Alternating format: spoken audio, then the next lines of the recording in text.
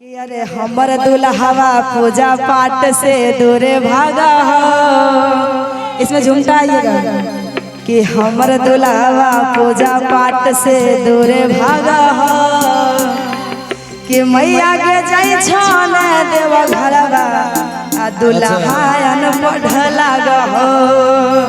कि हमर दुल्हवा पूजा पाठ से दूरे भागा हो।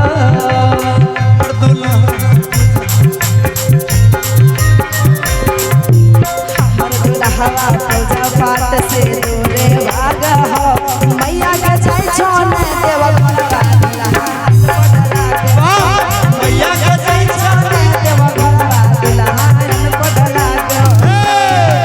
हमर कन्या पूजा पाठ से दूरे भागा हमर वाली पूजा पाठ से दूरे भागा मैया के भूख नहीं समानी अनपर लाग मैया के जाई छन देव घरवा दुल्हायन पढ़ लाग हो। मैया के भूख नहीं समानी कन्या अनपर लाग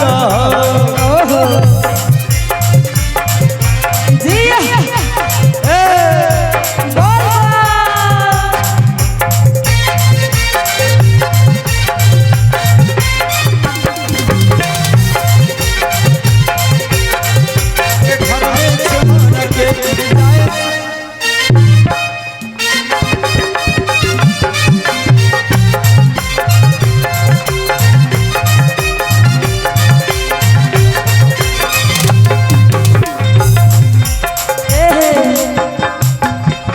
लागो हो हमर फुटल करम के हमर फुटल करम के लागो हो हमर फुटल करम के लागो हो हमर फुटल करम के मैया के हमर नसीबे जरल के मैया के हमर नसीबे जरल के लागो हो हमर फुटल करम के मैया के हमर नसीबे जरल के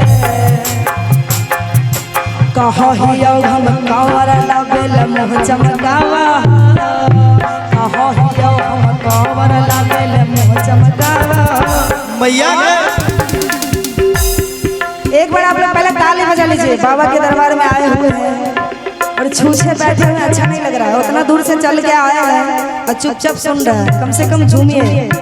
और कौन कौन बम झूमना चाह रहे हैं आज ही सामने आज आगे आज और उधर से भी एक बार बोलिए बाबा भोले की बाबा भूतनाथ की बोले शंकर भगवान की जटा वाले बाबा की कि कहो हियो जब कांवर लाबेल मुँह चमकावा जब कांवर लाबेल मुँह चमकावा कि कहो हियो जब कांवर लाबेल मुँह चमकावा। मैया के जाई छन देव घरवा दुल्हायन पढ़ लाग हो। मैया के भूख नहीं समानी कन्या अनपर लाग हमर वाली पूजा पाठ से दूरे भागा हमर कन्या पूजा पाठ से दूरे भागा आगे दूरे भागा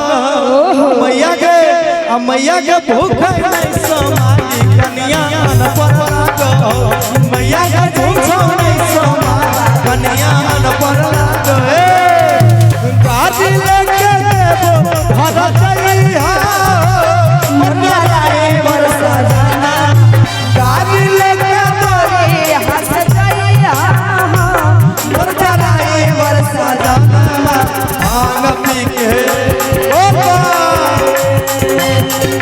भांग पी के गाड़ी मत चलइहा मुर्गा रे बरसा जाना भांग पी के गाड़ी मत चलइहा मुर्गा रे बरसा जाना।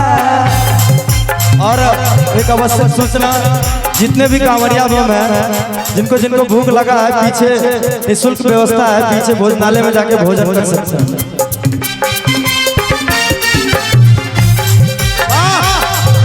चल गए गनिया डुबकी लगे गंगा के पानी धारा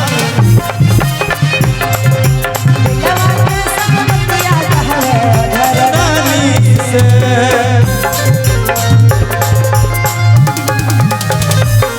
मोर डराई बरसा जाना भांग पी के गाड़ी मत चलई हो मोर डराई बरसा जाना।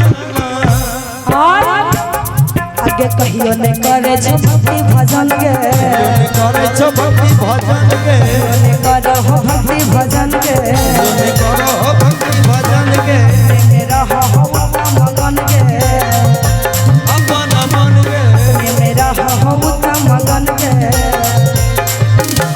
आगे कहियो ने करो हो भक्ति भजन के अपने मेरा हो मगन के